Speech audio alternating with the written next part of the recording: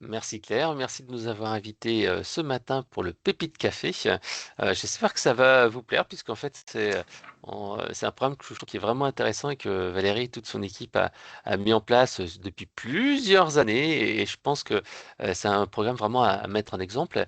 Le but en fait c'est vraiment de mettre les émotions au cœur de la relation client. Alors, ce que je vous propose, c'est qu'on commence peut-être par une petite présentation. Alors Valérie, je te laisse te présenter. Bonjour à toutes et à tous. Donc, je suis Valérie Imbert, je travaille chez Soliazar. Je vous présenterai en deux mots ma société un tout petit peu plus tard. Et donc, j'ai le plaisir de manager les équipes de relations clients et les équipes de gestion. Et nous sommes une société qui travaillons dans l'assurance. Ah, merci Valérie. Donc moi je m'appelle Frédéric Canvet, je suis responsable des projets digitaux et juste après je vous présenterai Eloquent. Ce qu'on va faire en fait tout simplement, c'est qu'on va faire une petite présentation des sociétés pour comme ça vous ayez une idée du contexte et du secteur d'activité et donc savoir les spécificités et voir après si vous pouvez les adapter à votre secteur à vous. Ensuite, on verra pourquoi ça a été mis en place, ce programme de gestion des émotions chez Soliazar, et ensuite les quatre phases. Et vous verrez que c'est un programme qui a été phasé depuis 4 ans, 2022, je crois. Et chaque année, Valérie et ses équipes le font grandir. C'est vrai que ça, pour moi, c'est un programme vraiment de référence pour la gestion des émotions qu'il faudrait absolument mettre en place dans toutes les entreprises. Et à la fin, bien entendu, on vous donnera un petit peu de perspective sur ce qui est à venir à la fois du côté de Valérie, mais également nous aussi sur la gestion des émotions. Pour la partie questions-réponses, n'hésitez pas à les poser directement dans le chat, hein. On essaiera soit de prendre une ou deux questions comme ça à la volée, ou alors on les prendra tout simplement à la fin. Alors, Valérie, je te laisse présenter Soliazar. Soliazar, nous sommes un courtier grossiste en assurance. Nous avons 300 000 assurés chez Soliazar. Nous diffusons nos produits soit en direct, soit via des courtiers de proximité ou des plateformes de vente de contrats d'assurance. Nous sommes très fiers d'être le premier courtier à avoir été certifié France Garantie et c'est une valeur qui est très importante pour nous. Et notre gamme de produits est très large. Elle s'adresse aussi bien au marché des particuliers, comme par exemple l'assurance deux roues ou l'assurance loyer impayé, mais aussi au marché des professionnels avec tout ce qui est lié à la responsabilité décennale des artisans et commerçants. Merci Valérie. Et vous avez une satisfaction de 4,6 sur 5. Et tout à l'heure, on va voir l'NPS qui est un des plus élevés en fait du secteur, hein. Vous pourrez vous mesurer tout à l'heure et voir où vous en êtes vis-à-vis de Soliadar. Et c'est vrai que votre service client aussi en France, vous avez le label Service France Garantie. Alors, moi je vous présente en quelques minutes Eloquent. Donc Eloquent, pourquoi on intervient? Parce que tout simplement, Soliazar est notre client sur la partie voix du client et voix du collaborateur. Et donc, en fait, on va mettre en place avec Valérie tout ce qui est récupération de la voix du client, diffusion, à la fois au niveau des équipes, mais également au niveau du codir. Et ça, tu vas en parler. Donc ça, c'est juste une partie de notre activité. On a aussi une solution de centre de contact omnicanal et on fait du chatbot, du callbot, etc. Voilà. Et pourquoi en fait on a voulu faire ensemble cet atelier? C'est parce que c'est vrai que de plus en plus, la notion d'émotion devient vraiment centrale dans la relation client, puisque on le voit bien, il y a une partie de plus en plus importante des interactions qui sont prises par du self-care classique, hein, site web, extranet, etc., ou du site web avec de l'intelligence artificielle, chatbot, callbot. Et c'est vrai que avec ces interactions qui sont de plus en plus traitées en automatique, les interactions qui sont traitées par les équipes vont devenir de plus en plus importantes. Il ne faudra surtout pas manquer ces moments de vérité, puisqu'en fait, on voit bien ici avec l'étude des services clients de l'année 2025, 90% de la relation client influe la décision d'achat ou de réachat. Et donc, il faut vraiment faire attention à ces moments-là et pas se louper. Et c'est vrai que tu nous montreras tout à l'heure le cas de figure des fiches émotions. Et c'est comme ça, c'est en étant en résonance et en phase avec le prospect qu'on va réussir à faire la petite différence par rapport aux autres. Ensuite, bien sûr, la qualité de la relation client qui influe sur l'image de l'entreprise, en particulier lorsqu'on a un service d'abonnement ou un service récurrent comme le domaine des assurances, où quelque part, si la personne n'est pas contente, elle peut très bien aller voir ailleurs. Et bien sûr, il y a tout ce qui est partie neurosciences, et on en parlera un petit peu tout à l'heure, ou sophrologie. Bah, c'est vrai qu'une bonne partie de la décision d'achat se joue pas en fait sur ce que la personne dit, mais ce que la personne ressent. Et donc, c'est un travail important à faire, et c'est ce que vous avez fait tout au long de ces quasiment 4 années avec les équipes de Soliazar. Voilà. Alors Valérie, je te laisse peut-être prendre la suite. Oui, bien sûr. Donc, dans un premier temps, nous nous sommes penchés sur la pyramide de l'expérience client. Donc ça, c'était en 2022 quand nous avons commencé à mettre en place l'enquête de satisfaction post-appel avec Eloquent. Donc, chaque fois qu'un assuré ou un courtier appelle nos services de relations clients, ils reçoivent à l'issue de cette communication téléphonique une enquête de satisfaction. Donc, ces enquêtes de satisfaction ont vraiment été, et on va le voir dans la phase 1, le départ de notre réflexion. Nous sommes sur un marché très, très concurrentiel, l'assurance, et les services et les garanties sont de plus en plus standardisées.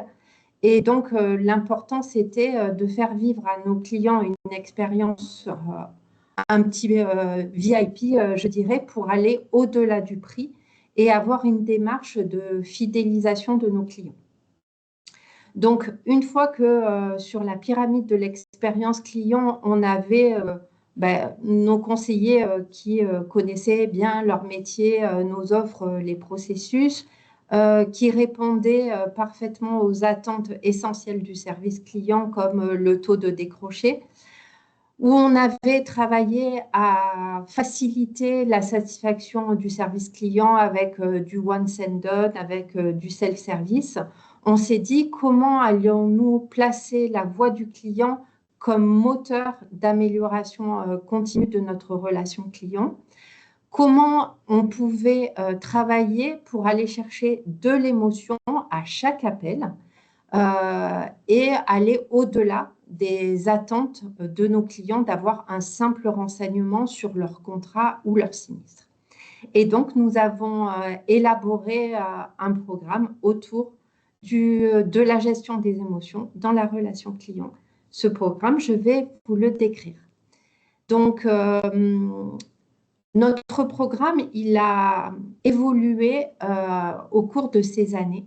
Dans un premier temps, on s'est penché sur quelles étaient les émotions positives et les émotions négatives de nos clients. On ne parlait pas au début du programme d'incivilité. Donc, nous, notre réflexion était comment créer ces émotions positives au niveau du client. Et puis, on s'est rendu compte qu'avec l'augmentation des incivilités depuis 2 ans environ, notre programme n'était pas assez tourné envers les collaborateurs. Bien sûr, on faisait une phase de formation des collaborateurs à l'émotion, mais on ne tenait pas assez compte de l'émotion de nos collaborateurs dans notre programme. Donc, on a construit une nouvelle phase qu'on découvrira un petit peu plus tard dans notre programme. Donc, comme je vous l'ai dit en introduction, la première phase, ça a vraiment été d'écouter notre client à travers les enquêtes de satisfaction que nous avons mis en place avec Eloquent, où nous mesurons après chaque appel téléphonique la satisfaction de nos clients sur l'ensemble de notre parcours.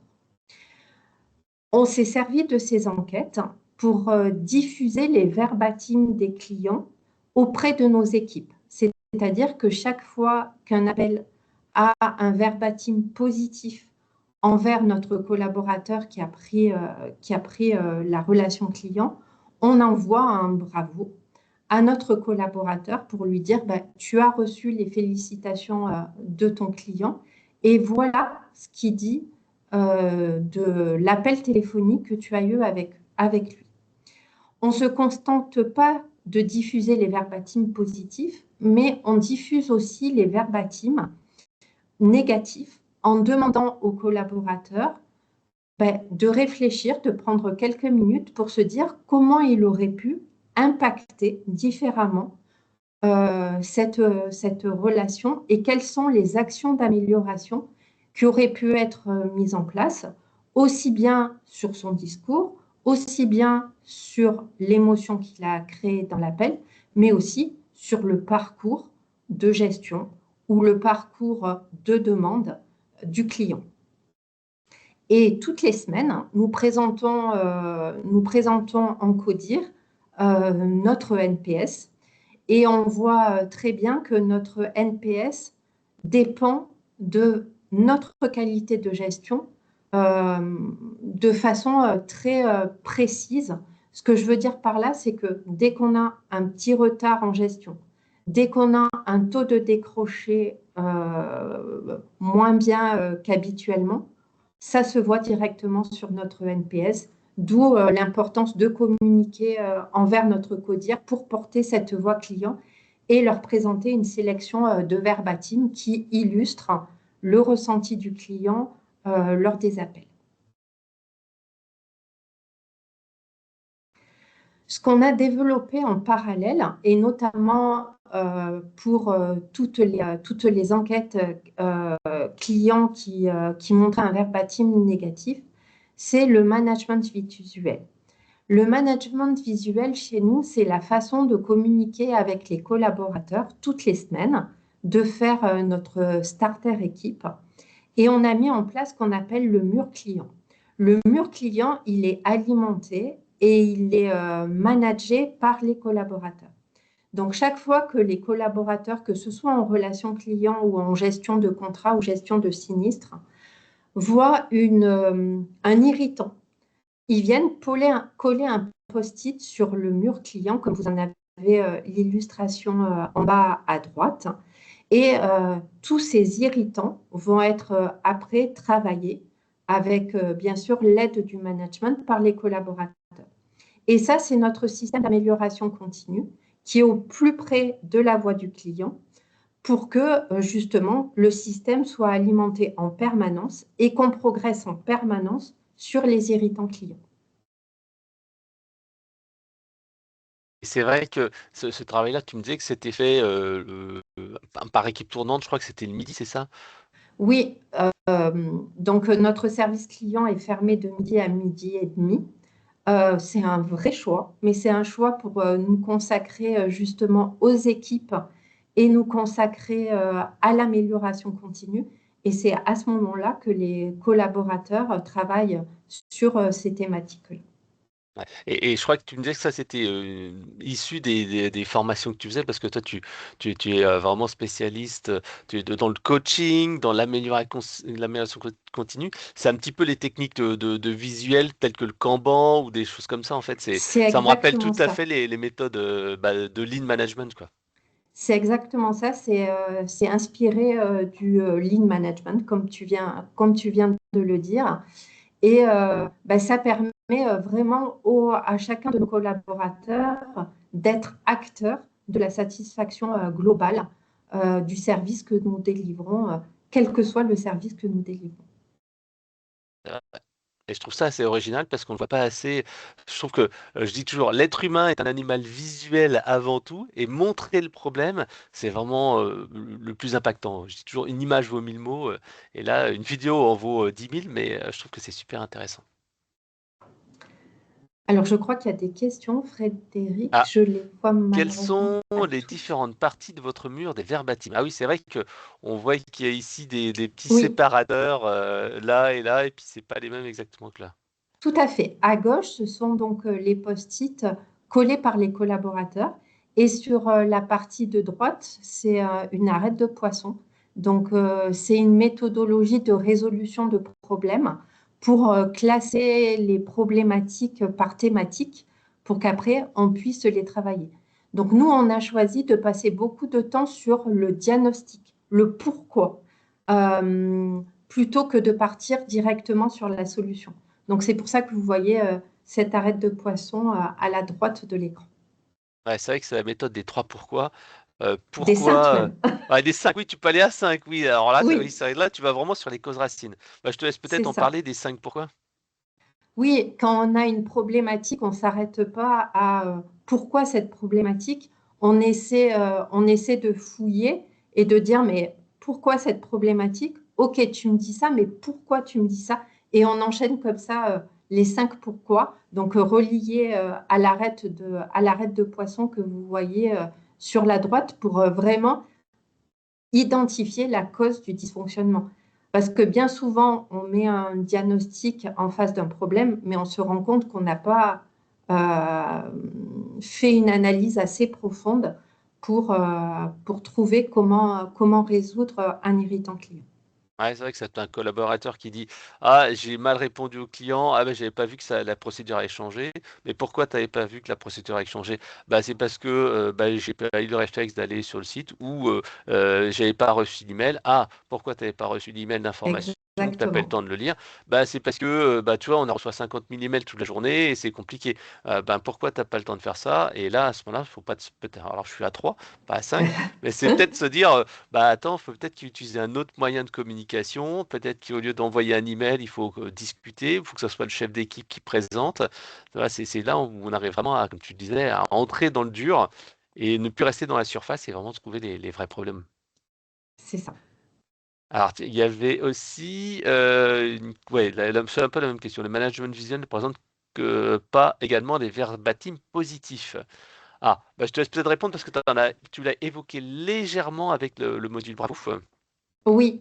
Alors, si on utilise bien sûr les verbatim positifs, alors ça se voit sur l'espace à gauche, sur l'image à gauche du mur d'une équipe. Bien sûr, les murs sont imaginés par les équipes. Ils ont des thématiques et chaque équipe a composé son mur. Donc là, on a un mur qui est très bien rangé.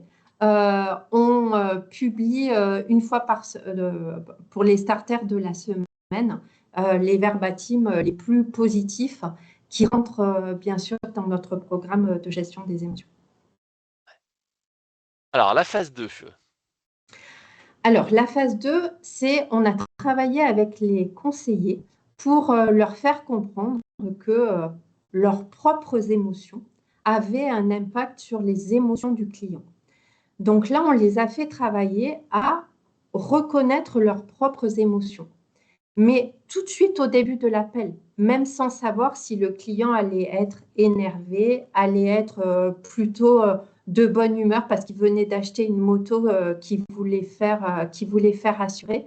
Donc, on a fait tout ce travail avec les collaborateurs pour bien qu'ils comprennent leurs propres émotions quand ils prononcent le bonjour, Valérie, Soliazar, je vous écoute. Euh, donc, ce travail sur les propres émotions des collaborateurs leur ont permis de prendre conscience que leurs propres émotions influaient sur l'appel qu'ils allaient passer, alors même qu'ils ne connaissaient pas la problématique du client. Aujourd'hui, nous allons plus loin dans ce simple travail sur les émotions de nos collaborateurs en ayant changé complètement la façon dont on fait les coachings téléphoniques. C'est-à-dire qu'il y a certains coachings téléphoniques, on ne parle absolument pas de l'appel en lui-même, mais on va chercher l'émotion du collaborateur au moment où il a répondu au client. Donc ça, c'est un travail qui sont faits par nos coachs formateurs, où on fait juste écouter l'introduction d'un appel au collaborateur pour lui dire, mais quand tu as pris cet appel-là, dans quelle émotion étais-tu? Étais-tu préoccupé parce que tu avais été préoccupé par l'appel suivant? Étais-tu au contraire, tu avais reçu un verbatim positif dans une démarche positive, juste pour leur faire comprendre que leurs propres émotions avaient un grand impact sur le service qu'ils délivraient aux collaborateurs. Ouais. On a même mis en place un petit chatbot pour entraîner les collaborateurs à gérer les conversations sensibles grâce à l'IA. Ils doivent désamorcer en 10 interactions, donc qu'ils ont avec l'intelligence artificielle, une situation difficile. Donc, comment désamorcer une conversation qui part mal parce que il y a une problématique client à résoudre. Donc, c'est un petit outil ludique qu'on leur donne pour pouvoir s'entraîner. Ouais, mais c'est vrai que, comme tu l'as dit, le quality monitoring et l'écoute des conversations est pas mal. On a certains clients comme France Mutuelle qui, eux, autorisent les collaborateurs à avoir un petit temps de décompression. Dans notre outil de centre de contact, ils ont mis dans les motifs d'appel décompression. Et c'est vrai que c'était Véronique Loupeau qui disait que je crois que ça faisait 30 minutes par semaine, grosso modo, qui était consacré là-dessus à éviter l'appel de trop, comme tu l'as dit, si on est énervé ou qu'on a eu un client qui était chargé d'émotions parce qu'il y a eu un vrai accident et des soucis, là, il faut décharger un petit peu cette émotion-là avant de le prendre.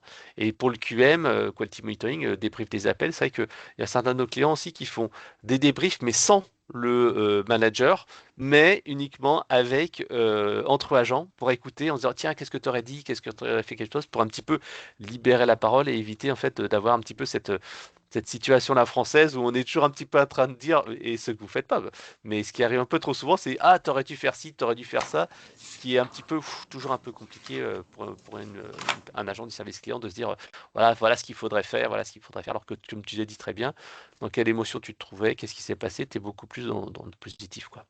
Voilà. Alors, pour répondre notamment à la question qui s'affiche, euh, nos débriefs d'appel ne sont pas faits par le management. Nous, on a séparé la fonction managériale, où les managers, une de leurs missions, c'est bien sûr piloter leur activité, mais aussi faire en sorte que les collaborateurs aillent bien, et les personnes qui sont en charge du parcours métier du collaborateur, donc de les faire progresser en termes de savoir et de savoir-être. Alors justement, on arrive sur la phase 3. Là, on Alors, entre dans le dur des émotions. exactement. Sur la phase 3, on a fait deux réflexions différentes. La première, c'est qu'on a modélisé de façon très simpliste tous nos processus, mais vraiment les processus, c'est 3 items, pas plus, en fonction de l'assurance que nous proposons. Et à chacun de ces items, on a fait une fiche émotion pour aider le collaborateur à capter, en fonction du moment où le client se trouve dans son parcours, l'émotion potentielle dans laquelle le client est et comment répondre à cette émotion. Et puis, grâce à ce travail, on a fait intervenir dans des formations de 2 jours des comédiens qui sont là pour challenger les collaborateurs sur la façon dont ils répondent aux clients et donc aller chercher ces fameuses émotions. Donc, ces 2 jours très riches, hein, qui sont des simulations d'appels en grande partie, mais qui vont vraiment chercher, grâce à nos formateurs comédiens, l'émotion aussi bien du client que du collaborateur. Ouais, 45 fiches émotions. Et c'est vrai que quand tout à l'heure je parlais de résonance émotionnelle, c'est vrai que c'est ce qu'on voit un petit peu avec un expert avec qui on travaille, Marc van Remenant. Il nous dit bien que lorsque la personne à l'appel, elle a des micro-pensées dans sa tête et elle se dit, mais est-ce que là tu disais bien, j'aimerais louer en toute sérénité, est-ce que je vais trouver les bons locataires? Parce que mes parents là sont en train de mettre en location un logement et c'est un petit peu la question qui se pose, comment je vais faire pour trouver le bon locataire? Et c'est vrai que la question de l'assurance loyer impayé, ça rentre tout de suite dans la tête. Et c'est vrai que si tu as un conseiller au téléphone qui te rassure, qui dit non mais vous inquiétez pas, ou plutôt je vais vous rassurer. Est-ce que vous inquiétez pas, ce Jamais serait le de bon phrases mot? négatives. Voilà, je vais vous rassurer tout de suite. On peut faire ceci, on peut faire cela. Donc ça, c'est vrai que c'est important à valoriser et à mettre en place. À travers ces fiches Oula, émotions, euh, hop, alors si tu excuse-moi. veux remonter, oui. Ouais. À travers ces fiches émotions et le travail avec les collaborateurs, on s'est rendu compte que les collaborateurs captaient parfaitement une insatisfaction de leurs clients, mais avaient plus de mal à jouer sur les émotions positives du client. Par exemple, quand un client vient assurer une nouvelle moto, comme il est cité sur cette présentation, le conseiller a généralement beaucoup de mal à féliciter le motard d'avoir une nouvelle moto et pose très peu de questions en réalité sur la couleur de la moto, pourquoi il a choisi cette moto, chose qu'on leur permet entièrement puisque c'est là de créer une vraie relation client. Ouais, non, c'est vrai. Les gens, ils sont fiers, en plus, ils sont contents, donc c'est une vraie fierté, et un vrai plaisir. Au contraire, tu me disais, le taxi, là, faut jouer plutôt sur la rapidité, se dire, non, mais ça, attendez, on va régler rapidement le problème parce que c'est quelque chose qui est important pour vous, etc., etc. Ça, c'est des choses qui sont Exactement. Dans différentes. les fiches émotions, on donne aussi quelques tips sur comment résoudre la problématique à ce moment-là. Et quand un taxi a un accident, c'est son outil de travail qui est pénalisé. Donc là, on insiste sur la rapidité. Ouais, et ça me rappelle ce qui est fait à la MNT, qui est un de nos clients sur la partie aussi centre de contact, et eux, ils appellent ça la relation client attentionnée. Et en fait, ils ont des fiches comme ça, des fiches en relation client attentionnée. Et dans certains cas de figure, ils disent, bah voilà, par exemple, une personne qui vient, qui rentre de l'hôpital, ils disent, bah voilà, oui, ok, vous allez rentrer à la maison. Bon, il y a les garanties, etc., etc. Mais vous savez qu'aussi, il y a une possibilité d'avoir de l'aide à domicile, d'avoir quelqu'un qui va vous aider à la maison. Et c'est le petit truc en plus qui va faire la différence. Dans l'énergie aussi, parfois, alors là, on n'est plus dans les résonances, mais c'est à la fin donner le petit conseil d'économie d'énergie qui va faire la différence et qui fera généralement augmenter les gens qui sont juste satisfaits en très satisfaits. Et moi, je l'ai vécu il n'y a pas plus tard qu'il y a allez, un mois avec Free. J'appelais comme ça au service client parce que j'ai un problème sur ma connexion Internet.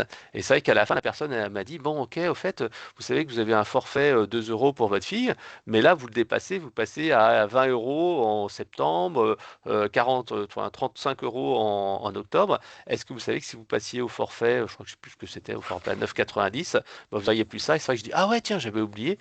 Et c'est vrai que ce petit truc en plus m'a vraiment fait me dire, waouh, j'ai bien fait de passer en fait avec cet opérateur-là, par exemple.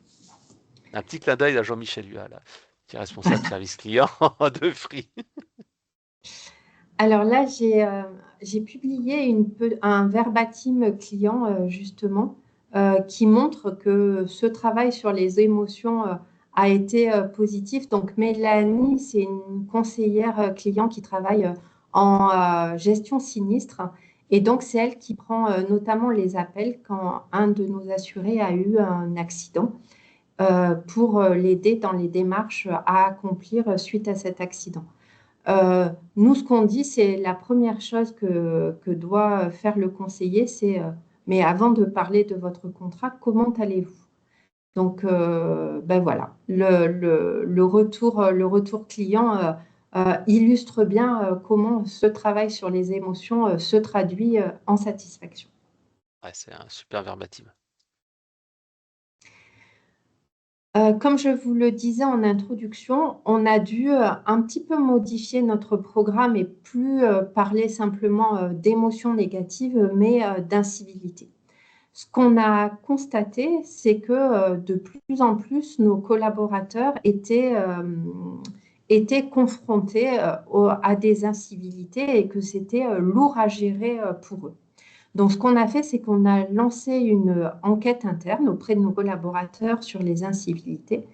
Et on a eu 100% de réponses à cette enquête interne, ce qui est un super taux de retour. Et 90% de nos collaborateurs nous ont dit avoir eu des incivilités de la part de clients dans les derniers mois suite à des prises d'appel. Donc, on s'est dit qu'on avait une très grosse problématique, bah, aussi bien vis-à-vis de nos clients, bien sûr, mais surtout vis-à-vis de nos collaborateurs. Et donc, on a choisi de travailler sur comment gérer post-appel les émotions négatives de nos collaborateurs quand ils ont eu des incivilités au téléphone. Ouais. Et c'est vrai que là, j'ai repris une slide que nous a fait Daniel Rey, qui est chercheur en relations clients à Grenoble École de Management. Et elle nous a dit qu'en fait, les incivilités, ça vient pas, entre guillemets, par hasard. En fait, c'est lié parfois au client, à son contexte. L'incivilité, elle vient au départ d'une frustration qui est peut-être liée au produit, hein, ou au service, mais ça peut être lié aussi à autre chose. De l'impuissance, je peux pas vous contacter. Là, on le voit de plus en plus, enfin pas chez vous, mais dans certaines entreprises, le numéro de téléphone qui est caché, où il y a des formulaires qui sont pas adaptés, ou alors ça peut être des choses que la personne ressent. C'est une injustice. Ben non, je suis client depuis X années, ben pourquoi en fait j'ai pas eu ceci, j'ai pas eu cela, ou j'ai besoin en fait, j'ai des soucis financiers, j'ai besoin d'avoir un remboursement rapide.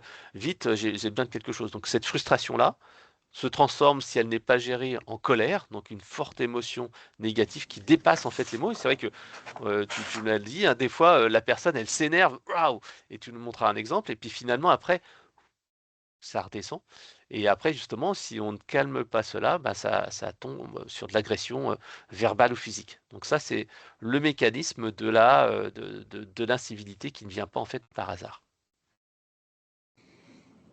Donc, fort de son constat, on a travaillé sur le sujet et ce qu'on a fait, c'est qu'on a formé des collaborateurs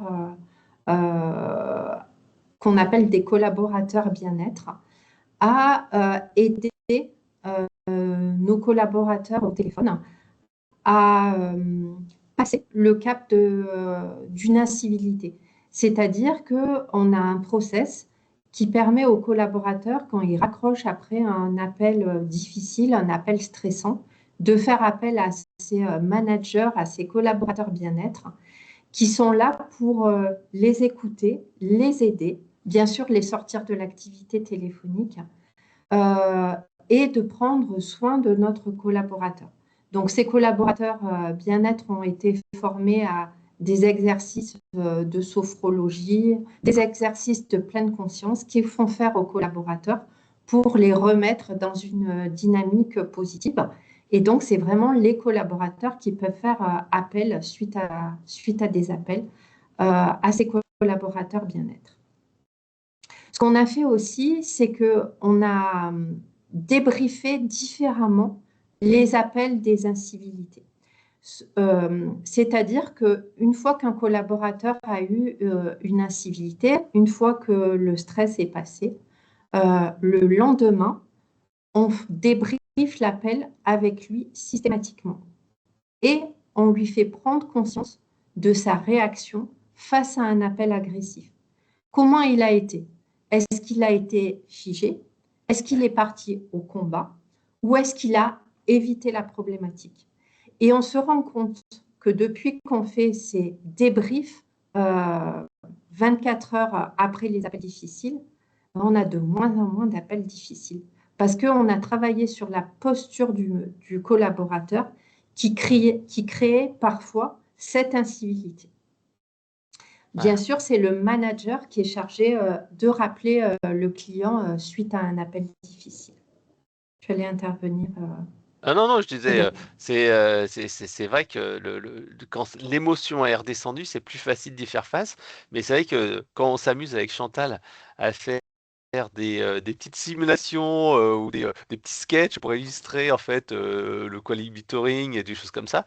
C'est vrai que des fois, même moi, naturellement, j'ai tendance un petit peu à éviter le problème ou à faire des choses et en me réécoutant derrière, je me dis waouh, ben, comment j'aurais fait pour traiter ce problème-là? Et c'est vrai que parce que Chantal est une cliente particulièrement difficile, surtout quand elle s'amuse. Donc je me dis waouh, c'est pas facile de réagir et si t'as pas un peu de recul, si t'as pas pris un petit peu cette habitude-là, à savoir comment réagir, bah, quand tu es pris sur le vif, c'est très difficile, quoi. Chaque année, chez Soli Hazard, on fait la semaine de la relation client, en fait. Et cette année, dans ce cadre de la semaine de la relation client, on a fait intervenir un coach vocal et un sophrologue auprès des équipes. Donc, le coach vocal, c'était comment travailler ma voix quand je suis en appel, comment déjà ne pas fatiguer ma voix, mais aussi comment retrouver une voix naturelle et expressive et fidèle à ce que le collaborateur ressent. Et on les a fait travailler aussi sur des exercices de sophrologie, sur comment prendre quelques minutes pour se reconnecter à ses propres émotions et évacuer son émotion et travailler sur sa respiration. Ces ateliers-là ont eu beaucoup de succès et les collaborateurs notamment grâce au coach vocal, ont beaucoup apprécié cet atelier lors de la semaine de la relation client. Alors, je vous ai mis ici justement un lien vers le short YouTube d'une des collaboratrices qui explique justement comment ça l'avait aidé à mieux positionner sa voix. Et c'est vrai que c'est quelque chose qui n'est pas évident, quoi, si tu le fais pas naturellement. Je pense que vous aurez la presse et puis vous pourrez regarder tranquillement après. Alors, je crois que tu nous as mis un petit exemple, Oui, justement. ça c'est justement comment nos collaborateurs font appel au manager bien-être suite à un appel téléphonique. Donc c'était juste une illustration avec les deux temps. On tient compte de la difficulté connue par le collaborateur et bien sûr le manager qui est chargé de rappeler la personne qui n'a pas été correcte avec nos collaborateurs pour désamorcer la problématique et surtout dire qu'on n'accepte pas ce type de comportement. Ouais, et puis c'est vrai que là, on voit bien qu'il y a quand même eu un sacré changement parce que là, à la fin, il dit voilà, il est carrément différent, respectueux, compréhensif et il valide ses devis. Voilà, et on dit bien, en tout cas, les remontées ont servi à quelque chose. Donc, tu vois, je trouve que c'est un bon exemple de se dire voilà, il faut peut-être faire intervenir quelqu'un d'extérieur, rappeler comme chacun le rôle de chacun. C'est vrai que quelque part, on est là pour, on n'est pas là pour faire pitching ball. Et c'est vrai que c'est vraiment un très très bon exemple. Alors, on est arrivé quasiment à la fin sur, les résultats. Alors aujourd'hui, nous avons un NPS à 47, ce qui est pas mal par rapport Ah oui, à notre profession. Et on a un taux de retour qui est au-dessus des taux de retour traditionnels, puisque notre taux de retour est de 18%. On a énormément travaillé sur ces incivilités, comme on l'a dit, et on se rend compte que d'avoir préparé nos collaborateurs à comment j'accueille le client, on baisse notre taux d'incivilité. Donc, j'ai mis là aussi un verbatim qui illustre parfaitement notre travail. C'est je me suis, donc de la part d'un client, hein, je me suis énervée, il est resté calme et m'a donné de bonnes informations. Bravo à lui. Ben voilà, c'est vraiment l'illustration de notre programme. 10 sur 10.